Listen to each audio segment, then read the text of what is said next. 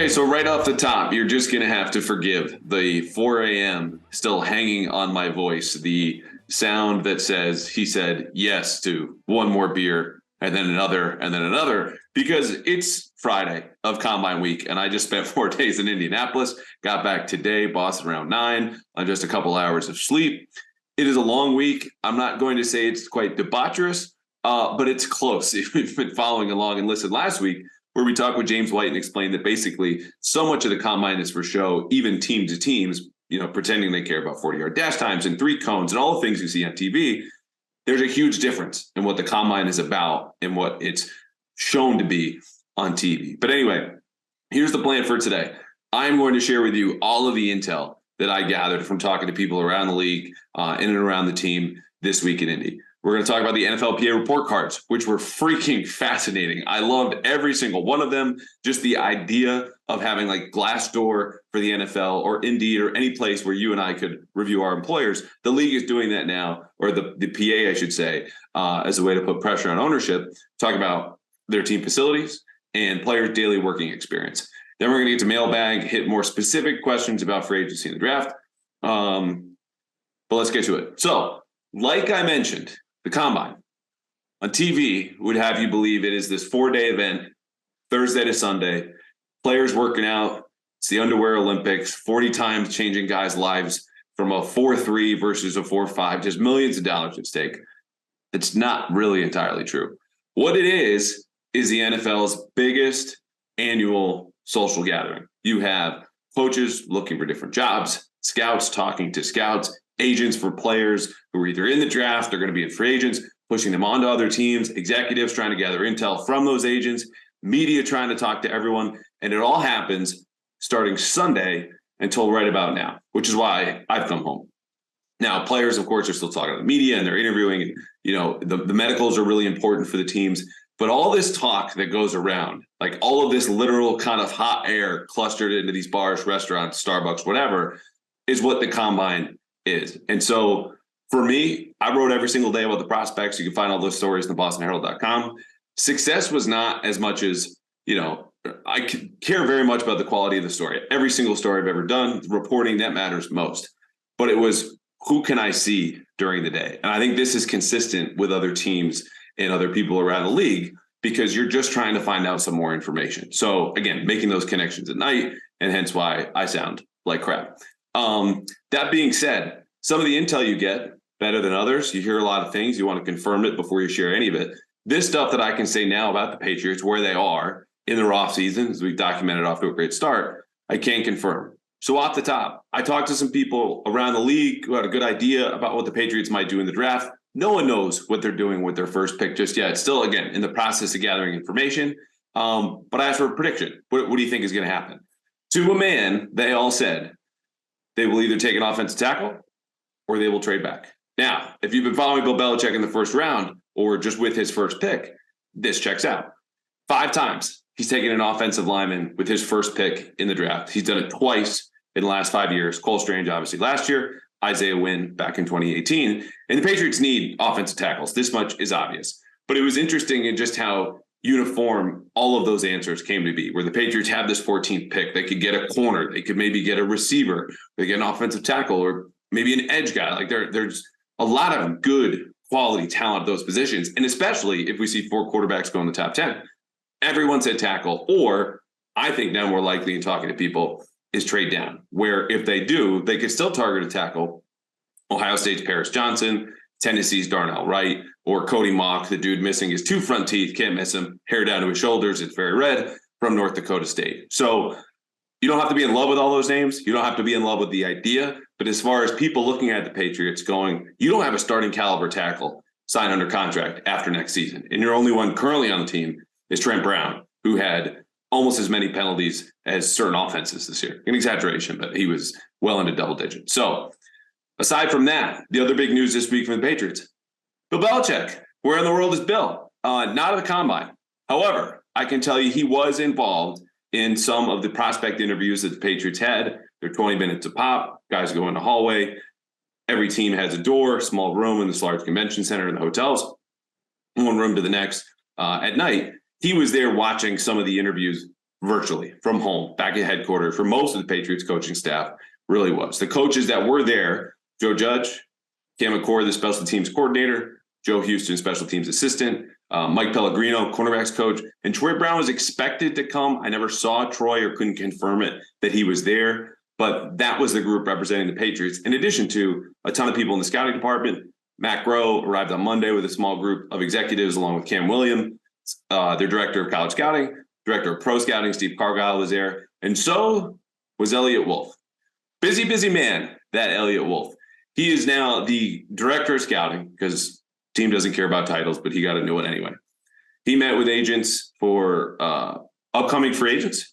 He met with agents for draft prospects and is still, I wouldn't call them co-GMs because of course, neither Matt Groh nor Elliot Wolf is the GM. Bill has the final say. It's how it's always been, how it always will be. But Elliot's experience in pro scouting and negotiating some contracts balances out Matt Groh's experience, which is entirely in college scouting. Now, Matt's an incredibly smart guy. Princeton grad, wrote a profile of him last year, plenty capable in that role. And Bill said, he's as good as anyone we've had. And that includes, Scott Pioli, Nick Caserio, guys who have literally built 3 Super Bowl teams along with Belichick. But he is as involved and depended on by Belichick, I think, as much as Matt Groh is during this time of year where you're splitting your attention between free agency and the draft. And some of the agents will tell you the same, that they'll go through him as opposed to Groh. They'll Groh handle some of those when they're trying to get a hold of the Patriots for whatever they might need. Beyond that, I mentioned Joe Judge. No firm clarity on what his role is going to be. And if there is, it's Belichick, maybe Judge himself, and that's about it. He's had his hand in a lot of different areas over the last few weeks during the draft process. He's not coming back as a quarterbacks coach. That is going to be Bill O'Brien.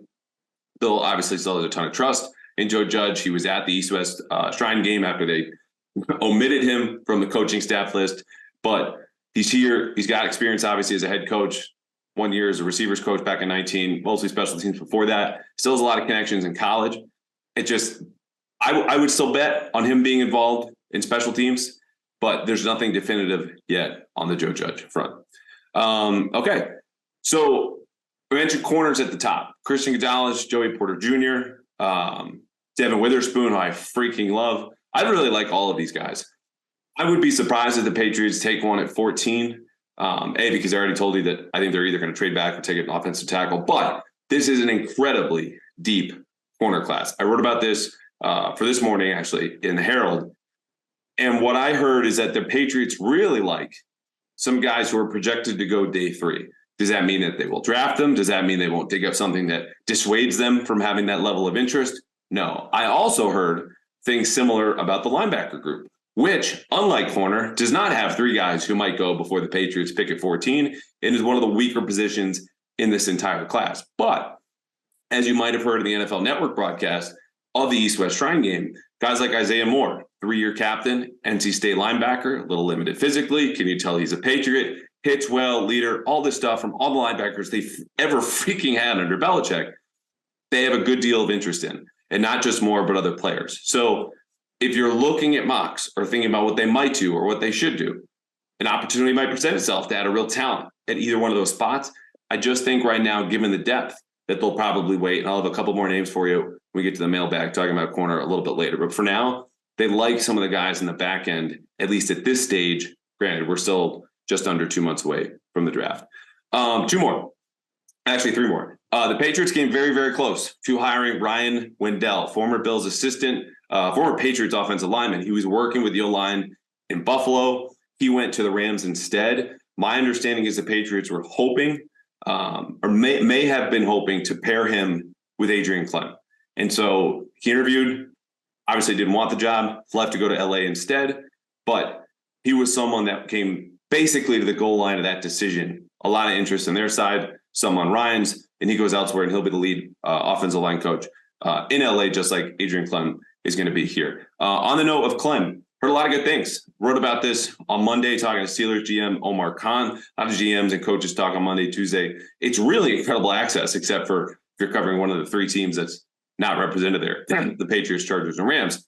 But he talked about energy. Energy is something you hear a lot with Adrian, who has still a ton of friends in the college ranks, which extends naturally to agents representing players who were in the draft, and just say he tended to get the best out of his guys. There was also a linebacker from Oregon, Noah Sewell, who said, the offensive line's technique went up to a whole other level last year. And it was a really experienced group at Oregon. It wasn't, a group of first rounders across the board, like when Penei Sewell was there and going top 5 or 6 or whatever it was to Detroit a couple of years ago. But 5 sacks allowed for a whole freaking season kind of says it all. The flip side of that is his 1 year in Pittsburgh as the lead offensive line coach.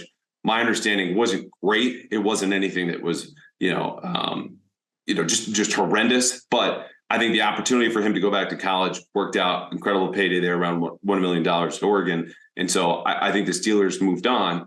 Whether that had to do with the personnel or just the fit or the personality, I don't know. But largely very, very good things about Adrian Clem at the Combine. Matt Patricia, he was the first piece of news that we heard, again, coaches speak on Monday and Tuesday, from Sean Payton, who said he intended to speak with Patricia about possibly joining his staff in Denver. Patricia obviously interviewed for the defensive coordinator job, didn't get it. That went to Vance Joseph. But Payton, like anyone who supports Matt Patricia, talking about, he's a smart guy. He's incredibly hardworking. I know what he's capable of and can help us. He just wanted to talk with his new defensive staff. It took about a month to put together about whether they wanted to bring him aboard.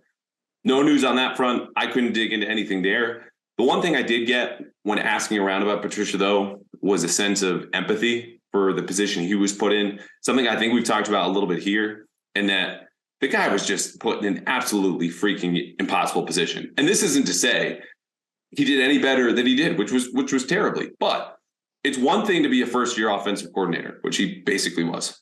It's another thing to be a first-year offensive line coach. And it's an entirely other third thing to do both at the same time. So because of his loyalty to Belichick, who has raised him up to becoming obviously a head coach in Detroit, coming back, having a soft landing in New England, to taking this job, it seemed like he might have just had the inability to say no. He's still a grown man, can make his own decisions. It was just a lot of people looked at that situation and felt bad for Patricia, who obviously caught a ton of arrows this season with the way the offense just flatly sucked. Does that mean he'll get a job elsewhere? Because right now it looks like if he does come back, it'll have to be in some role in the front office. Also, according to Phil Perry, NBC Sports Boston, in front of the pod, Matt had a hand in designing the new headquarters that are being part of the renovation at Gillette Stadium, because the Patriots are going to move into those soon.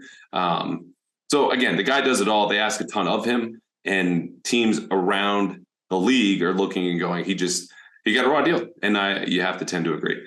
Last thing, even though I think I'm one or two past a quota from a couple of minutes ago, I don't want to look a whole lot back at 2022. Written the definitive story about what happened with the offense, why things went downhill. There's been a ton of discourse. You want to talk about the Combine being hot air.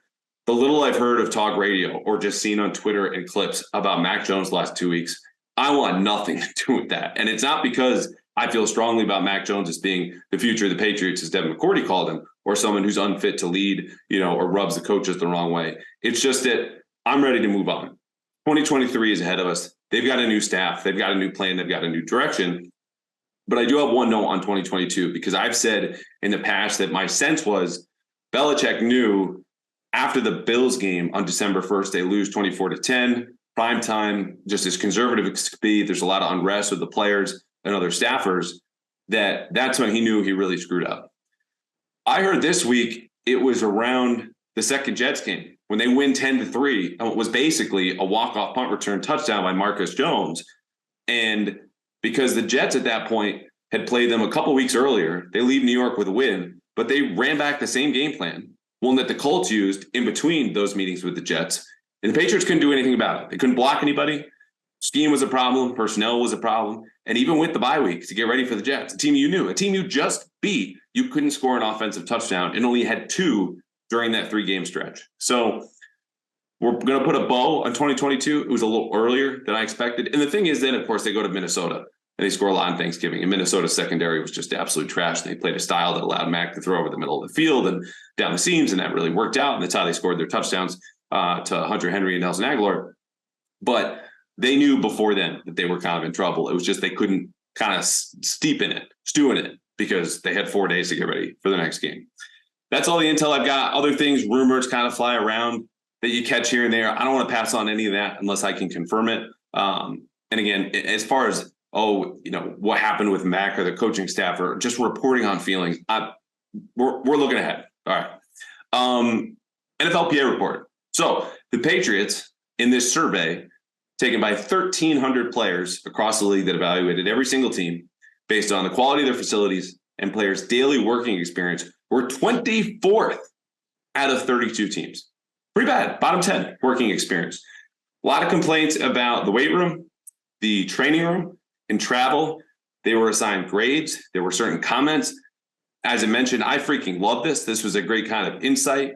There's a huge sample here of feedback. Is all of it accurate? What kind of questions were asked? We don't know how much of that is here. David Andrews pushed back as our, again, friend of the pod, my colleague, Karen Regan, went to speak to him at a charity event on Thursday. David, of course, company guy, team captain, was probably not going to indulge the 24th ranking or argue for that to be dropped any lower. But, he said he felt like he had everything he needed to do to win. So, again, friend of the pod, Phil Perry, writing today that he talked to some players who said, he doesn't think the bad grading about the facility is going to impact free agency because, it's very rare you'll get two teams coveting a player, offering the same contract. Money still speaks loudest.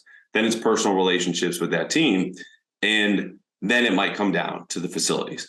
The other part about this is Gillette, as we just touched upon, is undergoing major renovations that are expected to be done before the end or the start of the season here in September. So I'd be very curious to see where the Patriots rank a year from now. I would expect it to be much higher than 24th. Beyond that, I mentioned they got dinged for travel, not a ton of room on the planes, people who can stay in the hotel like families at the same time, very different from team to team. Here were the grades, and then we'll move on. Training staff got an A. Strength staff got a B+. However, a lot of the strength staffs across the league were rated very highly. So that was actually the 28th rated strength staff across the league out of 32 teams. So it's a little bit inflated. They're a little bit deceptive. Nutrition, B. Locker room, C+. They wanted a little bit more room. Training room got a C-, as did treatment of families. Again, kind of freedom of movement. Do they have a room in the stadium to go after games, to kind of hang out, travel, etc.? Travel was a D+. And the weight room was a D. I see the weight room a lot when we go into the locker room. It's right next door, and there's a curtain that closes every time anyone walks by. And it really isn't that impressive. And that's just someone who has not worked out in an NFL facility ever before. But, there's equipment in there that you can tell is at least 10 years old. Like if you've been around the gym enough. And some of the comments that Phil got were about things that they saw when they traveled to Las Vegas, Taj Mahal, a football facility, as Belichick described it, University of Arizona, brand new facilities in there, that they look at these machines or equipment or whatever it is and just go, why don't we have that? So that'll improve. Again, going into the new headquarters, they're going to rehouse all the football operations, players and coaches on the first floor, scouting staff and department on the second. The top two are going to be Crafts Company. It's a building on the east side of the stadium, kind of close to the lighthouse and away from the shops at Patriot Place. So I think this will be remedied. Fascinating, though, because you don't hear the Patriots' supposed first-class organization get knocked like this, let alone be 24th. Last thing on Kraft, there was a quote in the report. It said, quote, only 64% of players believe club owner Robert Kraft is willing to spend the money necessary for upgrades, ranking him 26th in that category. All right, running on fumes. Let's go to the mailbag. John wants to know, what does the trade market look like for the Patriots currently? Can you see them acquiring a difference maker at any position? Yeah, sure. I mean, they've got the cap space. They rank top 10 in terms of total draft capital. They've got all their picks next year, I believe. If not, they might be missing a fifth or a sixth. But they've got the ammo. They've got the urgency. They've got the window with the rookie quarterback contract, which I think has been overstated a little bit, but still important. The thing is, when we asked GMs and coaches Monday, Tuesday about guys like, Keenan Allen, Tom Telesco shuts that down. Jerry Jeudy, we're really happy with him in Denver. And coaches and GMs are posturing during a lot of this, like just exuding strength. We want to keep them, muster any kind of leverage they have, even though all of their cap sheets are available. Looking at the Chargers going, you want to keep a 31-year-old dude with that cap hit when you're $24 million underneath, and they can get out from under it in a couple of different ways. But point being, they're never going to say, yeah, we're super open to this. And the one person who said he is super not open to trading his receiver at all was Duke Tobin, GM of the Bengals, who acted like you had asked to throw in his kid as a sweetener. Like, we'll do Timmy in a second for our first. Because when it came to T. Higgins, he's just like, I'm not in the business of making other teams better. If you want a good receiver, go get your own. Those were quotes from Duke Tobin. So it looks like, to me, specific to the receiver market, it's very thin. Brandon Cooks could probably be had. I don't think Brandon Cooks really changes your life a whole lot. I think Jerry Jeudy should be at the top of that list. You know, I'm a big fan of Keenan Allen. Hopkins will be a little bit expensive. At least Jonathan Gannon gave the, we'll see. Like, we might not trade him, and then proceeds to talk him up about he changes your defensive plan. You really have to adjust him. But the last word he used in his answer, first-year coach of the Cardinals, was he called him an asset. An asset is a word that we use in the trade market when talking about players or draft picks or whatever it might be, not necessarily a player that you're going to keep on the team, because you know what? The owner blew that one for them already. They're in a rebuild. Everyone can see it. And the owner wants to get off that money, $19 million for DeAndre Hopkins. You could argue for or against. It's at least worth a phone call. So as of now, yeah, they could. I just don't have any names off the top of my head at the one position it would be most obvious. Because then if you're going to trade for an offensive tackle, why not just sign a Juwan Taylor or Mike McGlinchey, who I know, and I owe this to people who listen every single week. I've talked about McGlinchey a lot. Didn't hear a ton of great things about him from people who are closer to San Francisco than I am in the literal opposite coast. Not from a character standpoint, just saying there wasn't as much improvement as you would hope from a top 10 pick out there, specifically in pass protection, which is the number one issue for the Patriots moving forward. So anyway, Jordan asked, which day 2 or day 3 defensive back can make an immediate impact like Jack Jones and Marcus Jones? This is where I think the Patriots will make a jump at corner. Like they did the second round corner thing so many times before, and most of them went poorly, right? Cyrus Jones, Duke Dawson, Razai Dowling, Joanne Williams, but it's so deep. And if you're looking at the guys' numbers who are running today, as much as, again, it doesn't really totally matter, guy like Tay Banks from Maryland, outstanding ball skills. That's going to be number one requisite for any corner coming to New England. He's got the speed. He's got the size, plays a ton of man coverage. I like Cam Smith out of South Carolina. Darius Rush is another corner from South Carolina. That's a former receiver, changed over in 2019. The physical tools aren't as great as Cam Smith, but he started the Senior Bowl. We know how much they love the Senior Bowl. DeMarcus Covington, who is also a big riser, a big winner this week, talking to GMs and coaches about him, was a defensive coordinator at the Senior Bowl. So he got an up-close look. I don't think Rush would make as big of an impact, day 2. The one name that I liked a whole lot until he weighed in today, and I can't believe this number is right, was Emmanuel Forbes from Mississippi State. It was like Devin Witherspoon for me, where like Witherspoon's going to be a top 10, top whatever pick. But I watched 2 games and I was sold. Forbes, I was the same way until he weighed in at 166 at least 6 foot tall today. And that's a guy that Patriots want their corners to tackle well, which is surprising given how Jack Jones was last year and J.C. Jackson towards the end of his tenure. But he had the FBS record for most career pick sixes. 6 picks last year, 3 went back to the house. Like, this is a guy with ball skills, 4 days, can play press, can play zone. Ask him about his film study habits. He's watching down to the details of certain splits, formations. Other guys here are looking at like the tug of the wrist or the gloves when you notice a receiver who thinks he's going to get the ball in a certain situation. How quickly they jog from the huddle. If it's fast, he might be getting the ball. If it's slow, it could be a run. Like, these are guys who are invested in a way that the Patriots want their corners invested in the way that they play. Beyond that, there are some more names. I would just start there, at least with this conversation. Tay Banks, especially from Maryland, who had a great combine so far. Last one from Mike. What? I might just go straight to bed after this.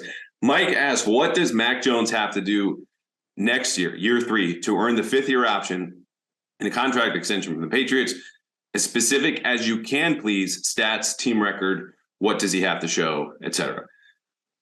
I don't have a definitive answer for you. And I'm not saying we can't get into this, because we will here now. I just think there are so many different scenarios of how this goes, where let's say Mac Jones has a career year.